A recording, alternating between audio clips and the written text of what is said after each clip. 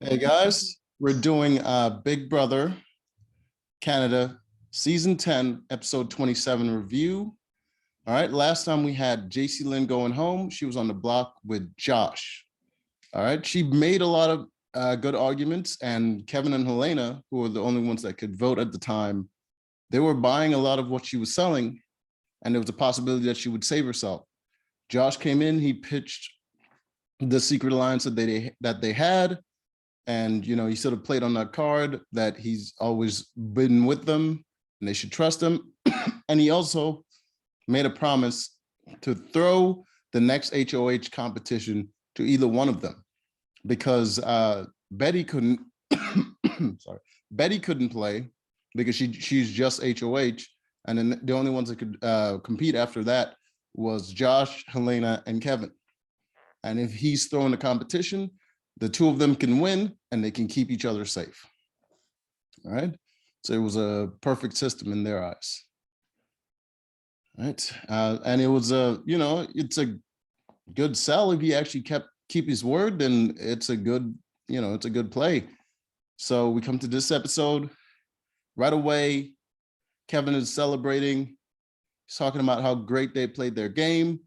And now that Josh is going to throw the competition to the two of them, they can make it to the end and they'll be the best duo in the house. Because in JC Lynn's parting speech, she said Josh and Betty was the best duo in the house, sort of to just plant that seed. All right. That everyone is celebrating. Betty and Josh feel like they got this.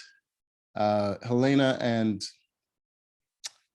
and Kevin feel like they got it as well. So everybody's happy and they're looking forward to what's going to happen next. And there's also a secret door that's going to be opening soon that they're getting ready to see what it is. All right, it was a secret red door. Hold on a sec. All right. This is the door in question right here. As you can see, they were woken up in the middle of the night and the door is going to open in 5 minutes. They all rushed down there. I believe Kevin slept in his shoes to get ready just in case the door was opening.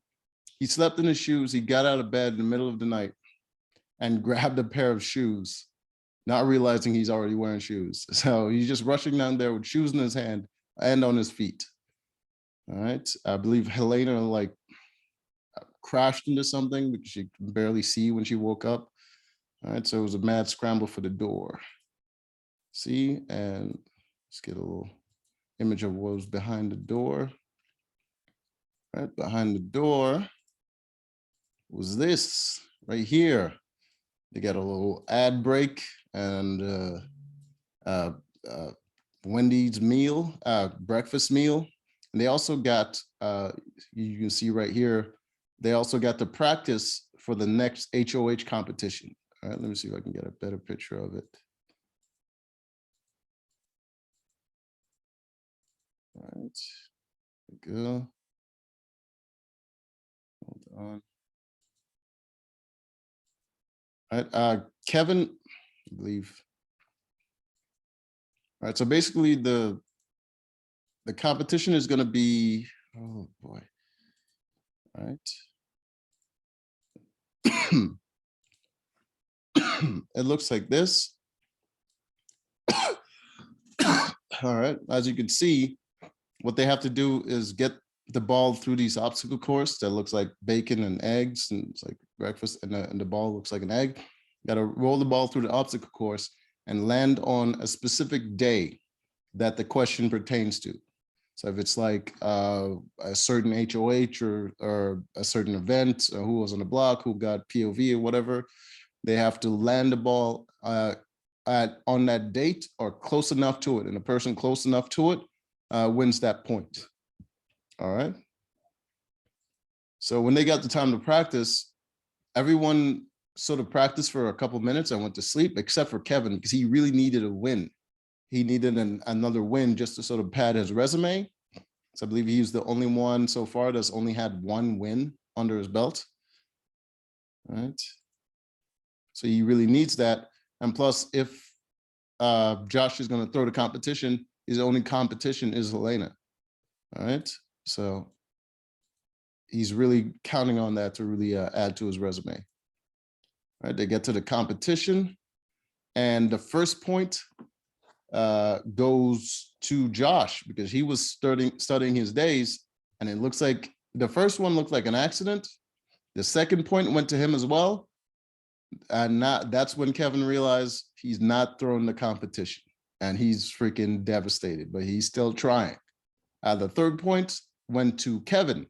And Helena, she knew the days, but she just couldn't operate the thing. She just kept missing and just kept dropping into the wrong days. So she was just not getting any points this entire competition. I believe the third point went to Josh as well. No, the third point went to Kevin. The fourth point went to Josh. And the last point went to Josh as well. So Josh ended up winning HOH. And Kevin is devastated and he's talking about, oh, you really played me. And Josh is still lying. He's still telling him, no, I just changed my mind. I'm not allowed to change my mind. He's like, yeah, but you played. He was really just kind of gaslighting him a lot. All right. So, and they're getting to this point in the game where HOH only matters to keep yourself safe. The only person that really has power is the person that wins veto, because there's only 3 people, 2 on the block. The person that wins veto pretty much get to either take themselves off or keep the noms the same, and they're the only ones that are going to vote. All right, so that's where the power lies. So it doesn't really matter who goes up on the block at this point. And if I was Kevin and Helena, I would feel great. They got 2 chances to win veto. If one of them wins it, they can both be safe. So it's not that bad, to be honest. Unless one of them betrayed the other or Betty wins the veto. All right, so, all right, and they did a whole thing where they were just sort of sitting around watching sort of clips from the season. I always hate those goddamn episodes where it's just like, remember this when this happened, and it was like, yeah, I saw it. I don't need to see a clip of you just sitting around watching clips of the show that I've already seen. All right, so they did that for a bit. I guess I can show you a picture of what it looks like. All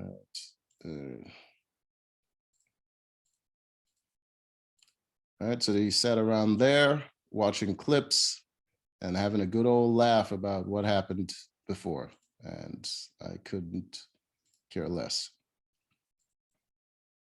All right, so they did that for at least 15 minutes or so. God damn waste of time. And finally, Josh got to choose who he's going to take for his Wednesday meal.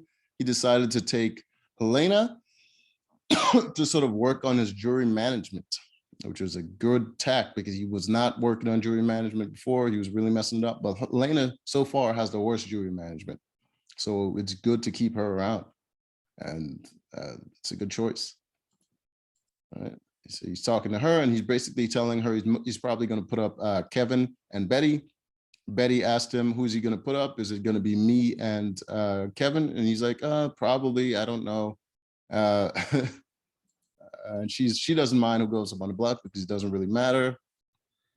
He's talking to Kevin. Kevin's all flustered. He doesn't know what's going on. After being betrayed, he's just sort of feels out of his element. And the only thing he's saying is like, please don't put up me and Helena. In the end, Josh chose to put up Betty and Kevin, which is pretty much what he planned from the beginning. I don't know why he keep playing games with people's heads. All right, so that is it for episode 27. And we'll see who wins the veto, and then we'll have the final 3. Then we can have the final competition and see what the final 2 is going to be. And the jury gets to decide who wins. All right, so till next time.